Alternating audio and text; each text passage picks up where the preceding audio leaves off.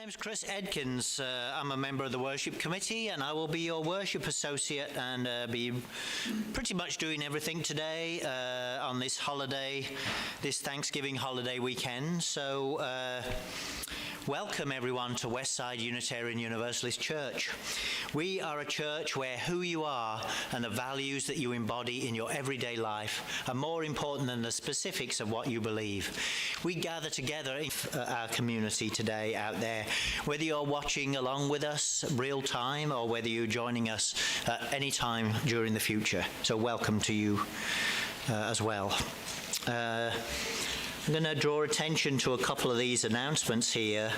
We are still going on with our fundraiser for the HVAC system replacement, and there's the thermometer is out in the lobby there if you want to see how much we've raised already and how much we've still got to go. So far we've made more than $15,500 towards our goal to support the Green Sanctuary Committee's efforts to replace the HVAC unit. So if you'd like to contribute, there's the web address here where you can go to donate. Okay, and next week we're going to have our holiday party, the Hanging of the Greens, and Reverend Carol has written a play for us. So that's going to be fun. Make sure you stay after the service for the holiday potluck next week. More information in the newsletter. Of course, on November 14th, we have our memorial service for Elizabeth Corbett is coming up. So mark that on your calendars and be here if you can. Are there any other announcements that are urgent that we need to bring to everybody before we ring the singing bowl? Okay. In that case, I'm going to invite our singing bowl to ring this morning. If you want to settle into your seat and just take a breath and leave behind all of those things that you brought with you into the church from your daily life. Just let it all go. Pop it outside on the stoop or down by the stream where the negative energy can be washed away, and just come present into this moment right now.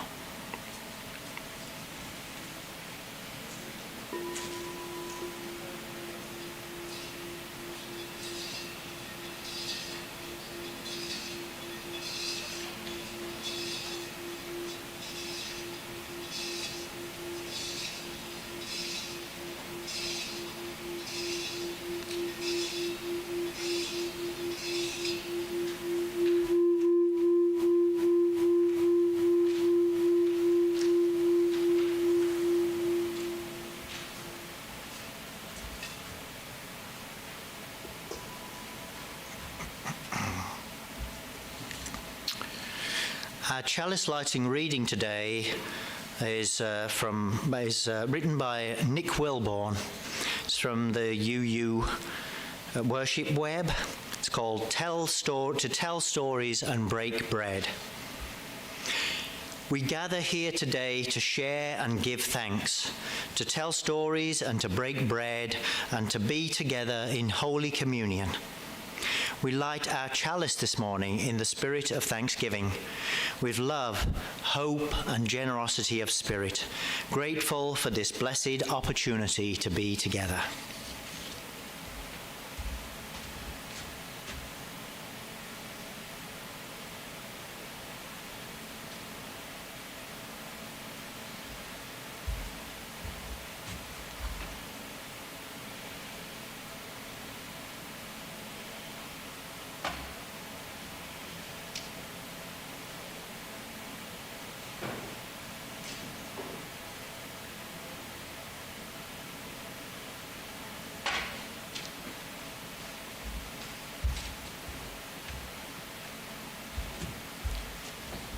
We also light our 2 community candles, one for all of the sorrowful, difficult, suffering events in the world, and the other for all the things that we can be grateful for despite the suffering that goes on in the world.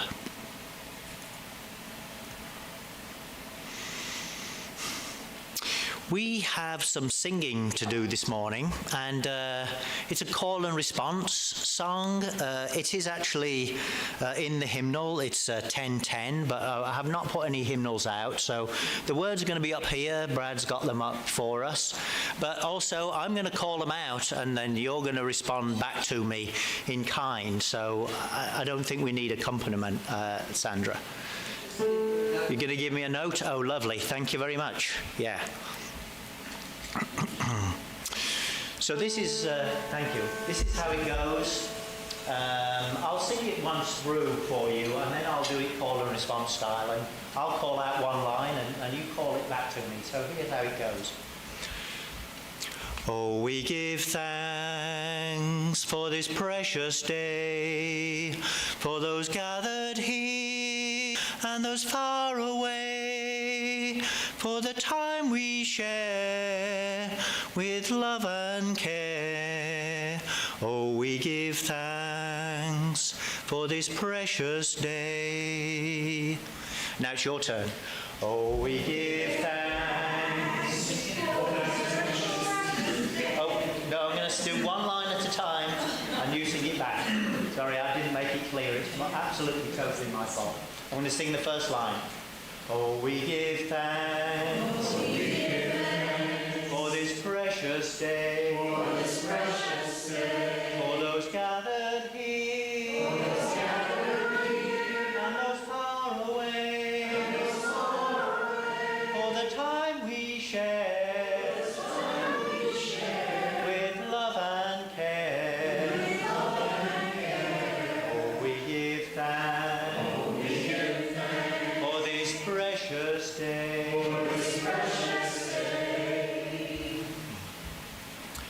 Thank you very much. Wonderful.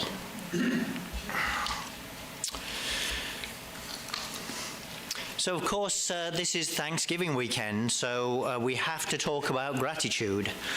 And now that the turkey is out the way and we've visited with our families and done all those kind of things that we associate with the holiday, then let's kind of focus in a little bit on the spiritual aspect of it and that gratitude that we are enjoined to experience during the Thanksgiving holiday. Now, it was declared as a national day of Thanksgiving by Abraham Lincoln, and it was set on a Thursday in November, and of course the holiday moved around a little bit, and at one time, you know, people weren't quite sure which Thursday it was supposed to be on, and depending upon which state you lived in, it might have been a different Thursday.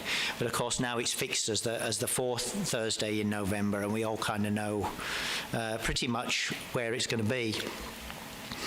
And it was put on a Thursday, I understand, because it's a federal holiday, a secular holiday of Thanksgiving. And the people who founded it wanted to make sure that it was kept separate from the Sabbath day, so they put it on a Thursday. So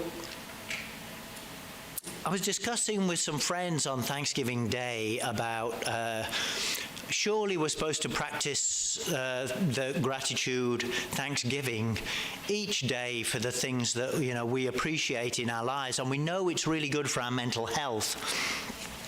And a little bit like the Day of Atonement, Yom Kippur, that came up recently, where Jewish people are encouraged to go and make amends for the things that they have done that they may not have made amends for or atoned for during the course of the year.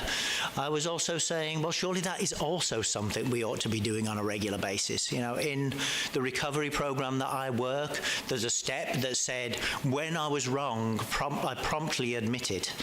And they were like, yeah, but better to do it once a year than not at all, which I agree with. And kind of a little bit like Christmas, you know. We say that Christmas is the time of goodwill, peace and goodwill to all men. You know, we want to try and practice that throughout the year as well. But it's good to have these holidays because it reminds us that this is what we are supposed to be doing throughout the year, to practice gratitude for those things that we have. Because it's so easy to get caught up in the everyday life, to be like going to work, eating, sleeping, going through the family drama.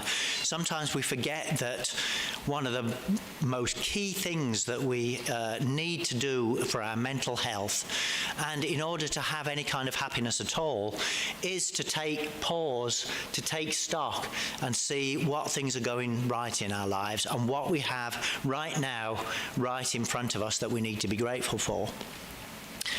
The truth is that if we cannot be happy for the things that we already have, then no matter how hard we work and how many things we achieve in the future, even when those things come along, we may not be able to appreciate them if we don't take time just to appreciate those things that are right in front of us that we have here and now.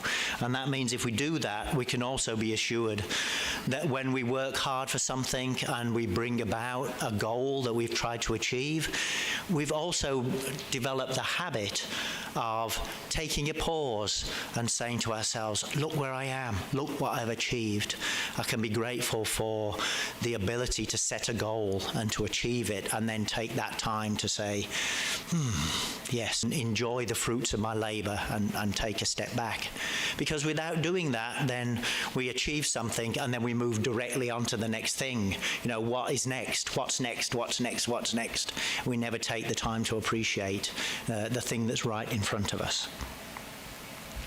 So the other aspect of gratitude is sometimes people are like, well, I'm not sure I ought to be grateful for the things that I've got in my life. I mean, there's so much suffering going on out there, either in other countries or maybe in our own country right now, with some of the political things, events that are occurring, are in the news every week.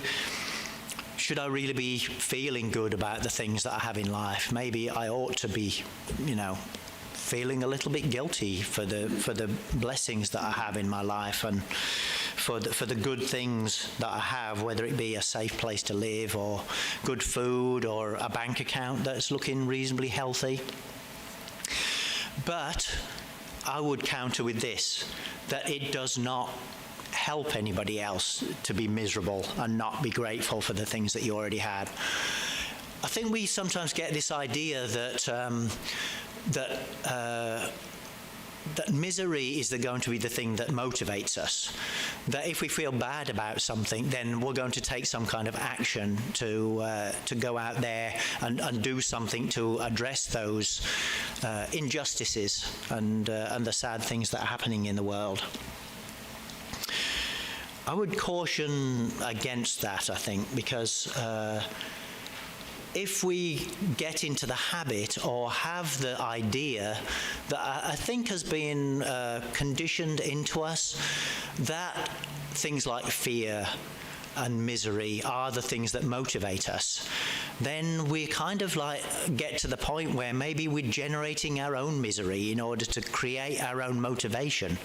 And that's like a bit of an unpleasant place to be in, to imagine, well, I'm only going to do something, I'm only going to get out of bed if I'm afraid of poverty, I'm only going to help somebody else if I'm afraid that I'm going to be shamed by people in society for not doing the right thing. There's another way of being where we act from the overflowing and gratitude and love that comes from our own being. And I think that's a better way to be motivated. We have joy in our own hearts. We have gratitude for the things we have. And then out of that overflowing comes the desire to alleviate other people's suffering and go out into the world and share the gifts that we have.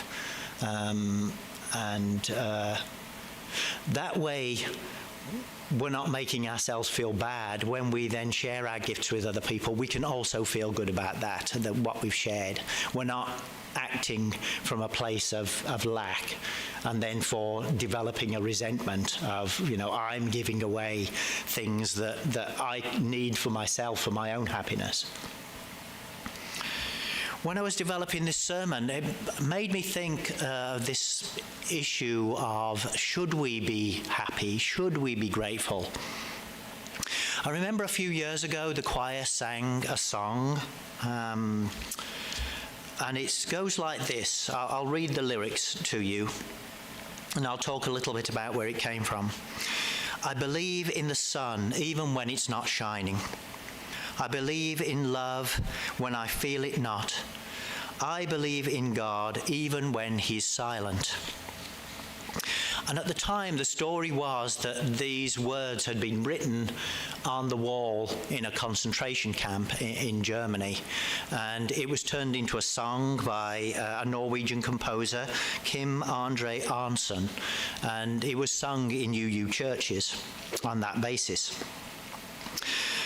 And a little while ago, a UU minister and blogger, Everett Howe, was like, well, you know, there's a lot of urban legends floating around. Maybe I ought to check into this. You know, we can't mess with these Holocaust stories and have somebody come along later and debunk it and say that wasn't true. So he decided to find out whether this story was really true or not.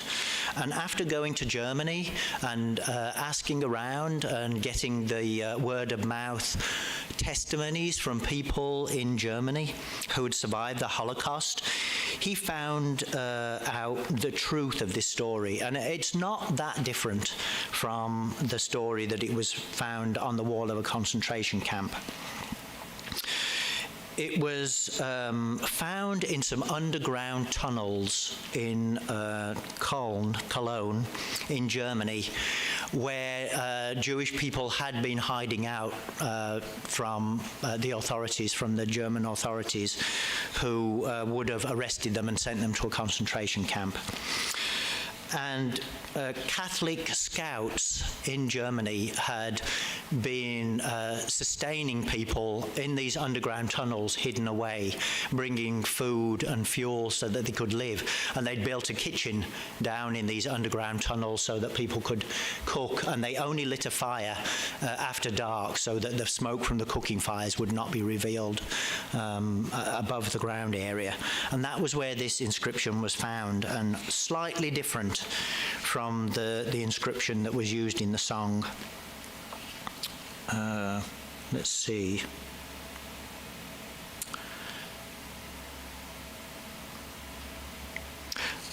I did not actually. The inscription was a little bit different from the one that was written into the song, but it was very, very similar. The order was slightly different. I think I did not put it into my notes. I didn't cut and paste the whole thing. I missed a little bit of it, but I'll do from memory. I think it said, I believe in the sun when it's not shining. I believe in God even when he's silent. And I believe in neighbourly love, even though it may not be apparent. An amazing thing under the circumstances to have written as a graffiti on the wall to say, even though this terrible thing is going on, I still believe in the capacity, the human capacity, to care for each other and to love each other in a neighbourly way. So I mention that to say that I think that our own practice of gratitude is always appropriate, both from the point of view of nurturing our own flame and our own spark so that we can give something back, and also to keep alive hope in our heart that even when times are bad, that better times are coming, and that the arc of history tends towards goodness, and that these bad times will pass and new lessons will be learned from them that will inform future generations.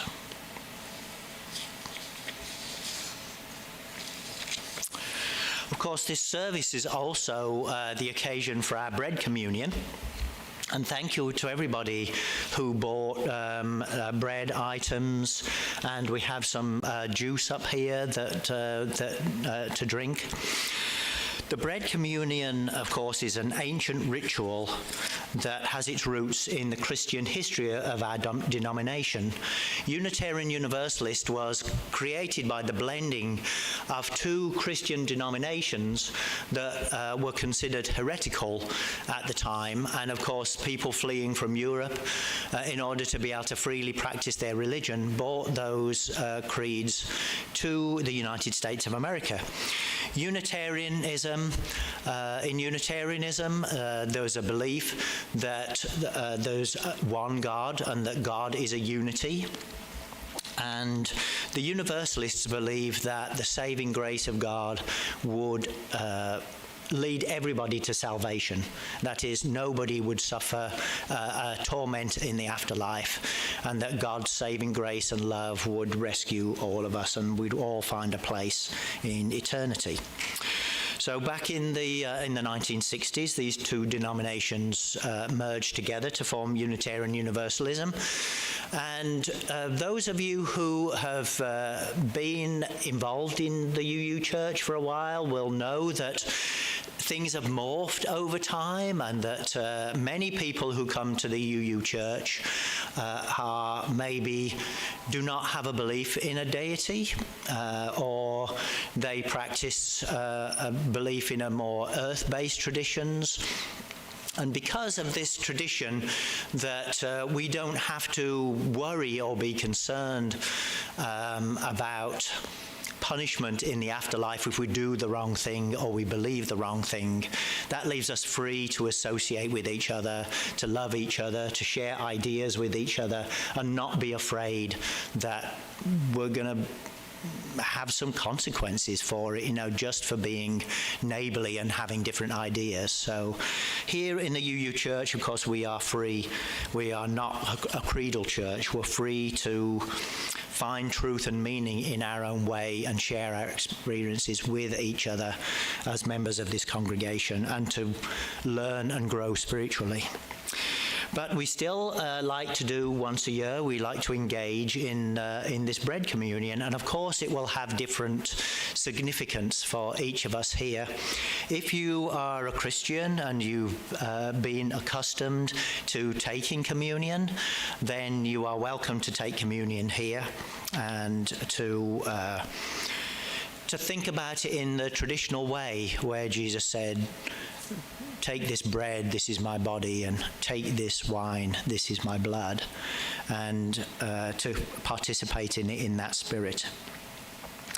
Also, Paul said in his letters that when people engaged in communion in the early church, sometimes people took their food and went off and ate it on their own and didn't share it with other people.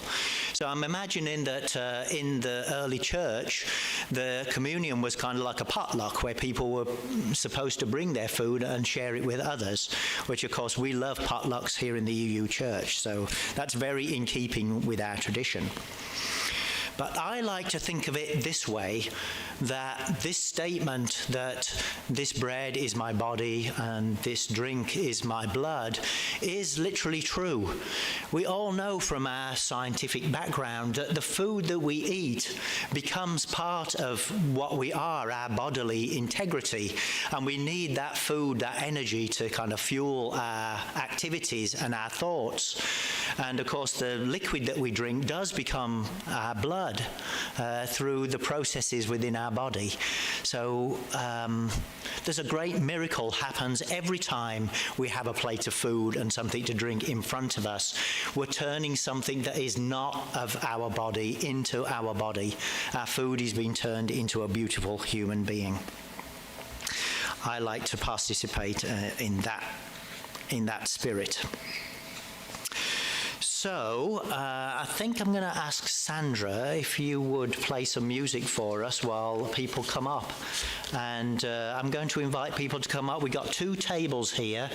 I don't know, there are different things on them. It looks to me like this right-hand one has got some goodies on it, and this one is more kind of like the bready stuff. But I have put some chocolate on each table as well. Some UU churches like to do a chocolate communion, so I bought some chocolate. And the juice is a cranberry, raspberry juice mix.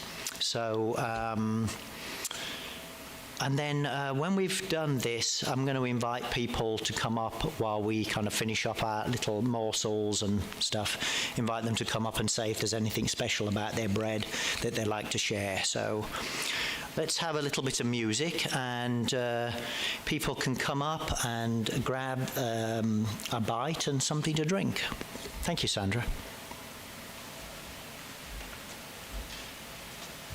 I'll go first to break this. Break the bread.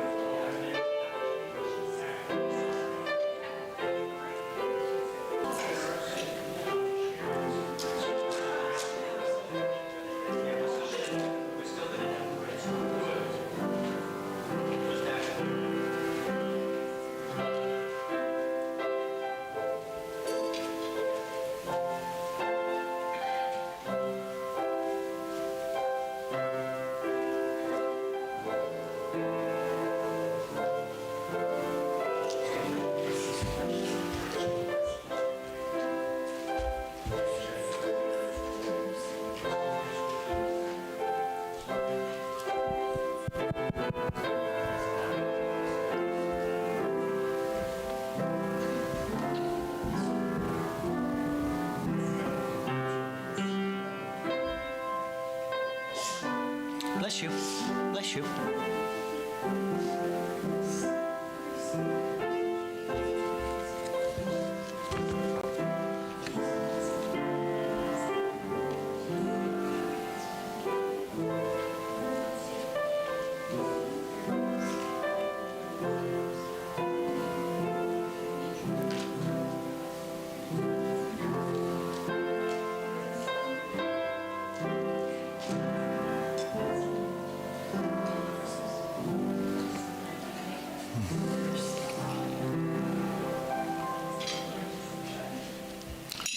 Thank you, Sandra, for your lovely playing. Okay, so one of the things that we invite people to do in this service is if they bought a bread that's special to them, or they have a story about bread that's special to them, they can come up and share that story with the congregation. So I have the microphone here. If anybody would like to, I can bring it to you. If anybody would like to share your story, or you can come and stand up the front, whichever you would prefer. But anybody have a story? I'll bring the microphone or come up.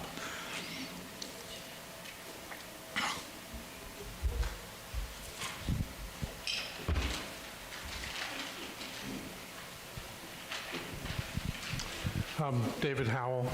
I saw that in the agenda about bread stories and immediately started thinking about what bread stories I might have to tell. And then 2 prompts. I was sitting with Nathan, and we shared for a moment my oldest son I'm estranged from, and I don't know what to do about it. I send him letters from time to time, and he doesn't respond. And Nathan has his own stories of estranged children. Is that a bread story? Yes, it is. And it's a bread story because of what Chris said. You believe in the sun, even when it's not shining. You believe in relationships, even when they go away. And you just leave yourself open as much as possible if they may come back. Thank you, David.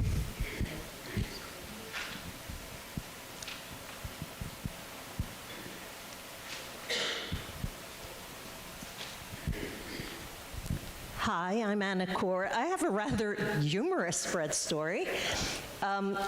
I grew up with my grandparents, and around the age 4 or 5, and when I was a wee one, I traveled around Europe. Bread is very important to Europe. You know, give us this day our daily bread. Bread is everything. And I grew up with my father telling the story. The Spanish and the Portuguese battled for centuries. They had battles because the Spanish wanted to take over the Portuguese territory, and the Portuguese wanted to stand firm and not relinquish any territory. So in the north of Portugal, there is a river that separates Spain and Portugal. And one day the Spanish decided, enough, and they came en masse, but the Portuguese had this huge wall, which they were not successful in trying to scale, but they were successful in secluding the Portuguese where they couldn't get supplies. So finally they were down to just remnants of food. And the Spanish, they were starving, but they thought, oh, we've almost got this won. So the mayor's wife of that little town was a very wise woman. She gathered all the leftover flour in town, the last of it. That was all they had. And she made little bread buns with it. Lots, a multitude. She really made it stretch. Instead of distributing the bread amongst the Portuguese people, the bread was thrown over the wall to the Spanish. And she yelled out, "There you go, you poor starving fools. We have a multitude given to us by God, and now we share it with you, and there's plenty more." And the Spanish, who were starving, ate this and left, because they figure, oh, geez, They've got plenty of food.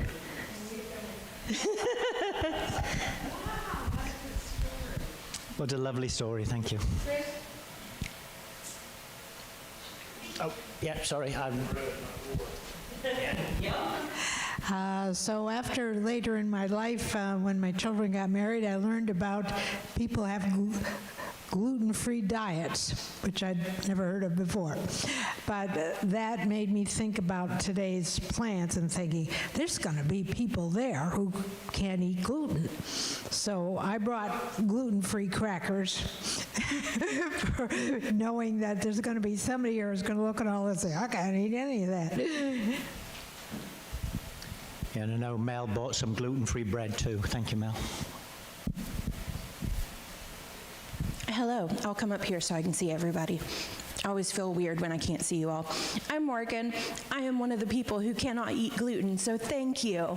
I was going to say that I always love bread communion because it reminds me of potluck, where even if you forget to bring something for the 100th year in a row, it's okay because we all have enough to share, and it's one of my favorite parts of this community. And a couple of years ago, I said that community and love shows up in potluck because you can always, someone's going to bring something for you. And I kept thinking all weekend, I need to go get gluten-free bread. That way we have it. And it just never happened. I never made it to Aldi. I'm going after service today. And then I came up and there was gluten-free crackers on this table, and Mel said there's gluten-free over here, and it's the exact brand I like. And that's what love is knowing you're going to get taken care of because and I just love that, so thank you. Thank you, Morgan.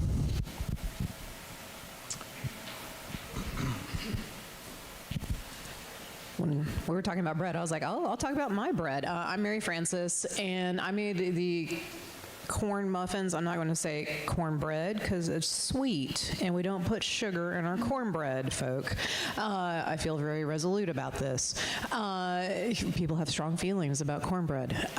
So I just wanted to take Thanksgiving very seriously, and I am the family cook/host, and I have a spreadsheet of 27 items I make every year. And anyway, my grandmother was our family cook, my father's mother. And growing up, I was bratty and thought I was better than everybody. And she passed away when I was 19 years old, and I never learned how to cook.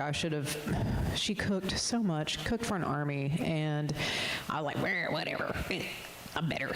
And when she passed away, we lost all that. And I felt really bad that I didn't ever try to learn. So I decided it would be a great idea to teach myself how to cook. This is back when the Food Network showed cooking shows, and I watched a lot of it and taught myself how to cook. And so corn muffins was one of the first things. And I make it every Thanksgiving. I tried to cut it out of the menu a few years ago because I make so many things. Like the big blockbuster bread item is I make Cheddar Bay biscuits, like that popular seafood chain restaurant. And people want that stuff. They don't want, I was like, people weren't eating the corn muffins. They're like, give us the Cheddar Bay biscuits. And so I just didn't make them one year, and people revolted, and they were very upset that it wasn't there. So it's a mainstay now, here or not. So I would just want to say, try to impart things, but certain things are tradition. So thank you. Thank you, Mary Frances. Oh, yep, I've got a couple. Next. Oh, no, I'm going to get Alice next. Sorry, I'll get you. Good morning, I'm Alice, and I just smile when I think of bread because my mother surprised us every morning. We never knew what she was going to fix except for bread. She made different ones every day, and that would be our daily bread that we would eat with dinner and lunch. And she made anything from biscuits to cornbread to braided bread, and just a huge amount, and it just made everybody happy. Thank you, Alice. When I was a kid, my dad started this tradition at family reunions that we used to go to up at the family farms and home places where his mother's family was from in South Central Virginia. And the tradition was called the Iron Skillet Stories, where we would pass the iron skillet like a talking stick and tell stories about the foods that we grew up with, the foods that were important to us. And then after he very suddenly passed, we collectively came together and brought all those recipes, and we made a cookbook. And it's called Nana's Biscuits, in honor of my dad, who was the first story he told was his pursuit to recreate and perfect his grandmother's biscuits, who he swore were the best ever. Nobody could top these biscuits, and there was something special that this, no matter what he did, and my dad was very scientific, an excellent cook, and an artist as well, couldn't nail these biscuits. I remember biscuits after biscuits. I ate so many biscuits, and all of them were great, but apparently, according to him, not good enough. And so he tells this story, and it's a story about food and love and sharing these biscuits. And so everyone goes around, they share their stories. And we now have this cookbook that I made a little illustration for the cover of, and I keep it on my shelf. So today I wanted to bring biscuits, but I'm here out of town visiting my mother. And so I didn't have and I only found out about the service this morning. I was laying in bed deciding what to do with my day, and decided to come here, but I'm like, no time to make biscuits. And I didn't have time to stop on the way. So I grabbed this half loaf of pumpernickel, and we'll come back to that. And I came here for spiritual practice, and then I left because I was like, oh, there's time. I can still go get the biscuits. So I went to go see Mr. Bojangles. I picked that one because it's a song. So I went to go see the fine folks at Bojangles, and they were running late. They could not give me my biscuits in time. So I had paid. They gave me my refund. I left without my biscuits. So I was like, well, I've still got that pumpernickel. So I show up here with my pumpernickel, and that, I brought it just because it was the one bread I didn't think anyone else in the house was going to want for breakfast. But it was also, as it turns out, it's a nod to our heritage, a little piece of it, where we are both Germanic and Ashkenazi Jewish. And that bread is also both, it's a pumpernickel swirl, so it's both dark and light, organically swirled together, not half and half of the dividing line, swirled together, baked and risen together. And so it's also, I love the name, it's funny, pumpernickel. Like, who doesn't love saying pumpernickel? And that is just, like, I like looking for the little joys in life. So it just all comes together as a part of this bread. So that's my bread ramble. Thank you. Thank you, Laurel.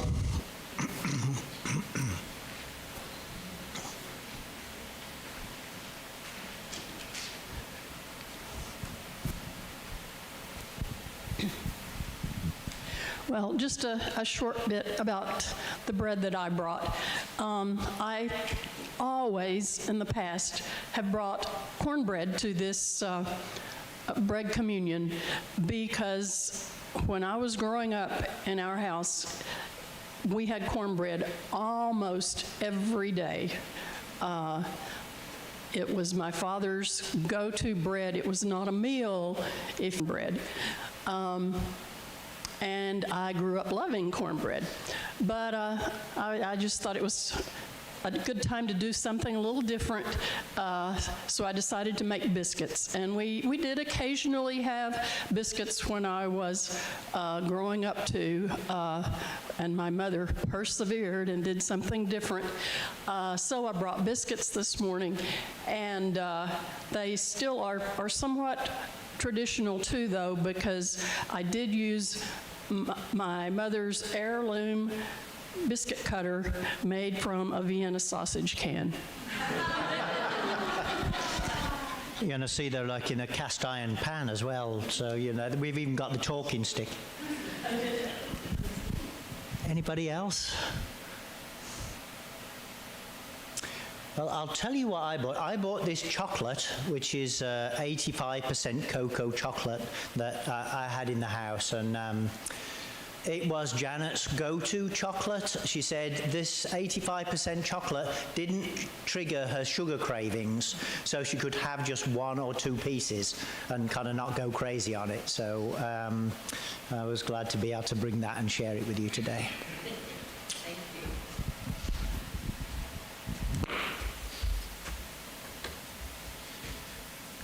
Okay, thank you for all your stories. I really appreciate them. And we have one more thing left to do, which is to talk about our justice and generosity opportunities and our Our partner in that this quarter is Mobile Meals, and Carrie's going to come up and tell us what we need to know.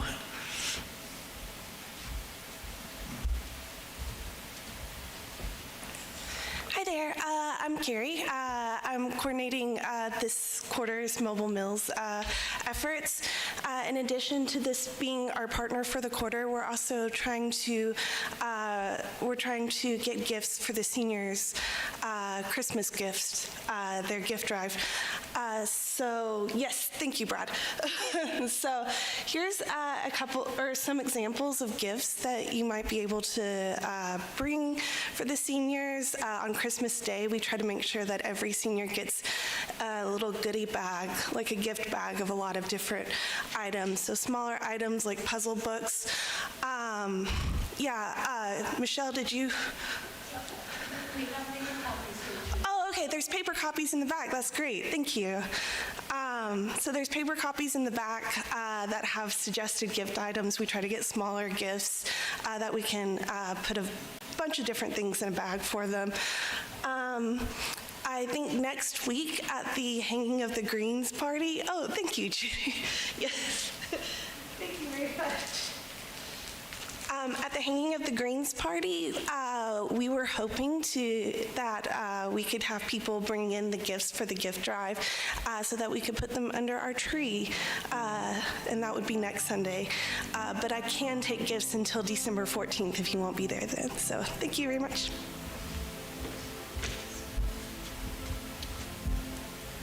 Thank you, Carrie. Okay, so for our closing today, I'm going to do, some of you may have heard it before, I'm going to do the UU Children's Blessing. And it's also call and response, like we did earlier with We Give Thanks. So I will call out a line, and you guys call the response back, just like we did before. So, are you ready? You're in good voice. Okay. Well, well, well, well.